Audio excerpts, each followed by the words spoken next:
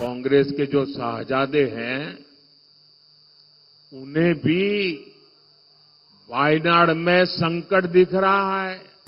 शाहजादे और उनकी टोली 26 अप्रैल को वायनाड में वोटिंग का इंतजार कर रही है। जैसे ही 26 को वायनाड में वोटिंग पूरा हो जाएगा, ये शाहजादे के लिए एक और सुरक्षित सीट घोषित कर देंगे और कहीं और से फिर से लड़ाना पड़ेगा उनको। अब जैसे इन्होंने अमेठी से भागना पड़ा, अमेठी छोड़ा, अब मान के चलिए वो वायनाड भी छोड़ेंगे। कांग्रेस के जो शाहजादे हैं उन्हें भी वायनाड में संकट दिख रहा है।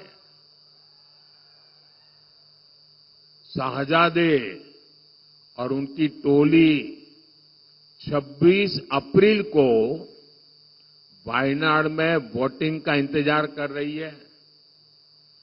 जैसे ही 26 को वायनाड में वोटिंग पूरा हो जाएगा, ये शाहजादे के लिए एक और सुरक्षित सीट घोषित कर देंगे और कहीं और से फिर से लड़ाना पड़ेगा उनको,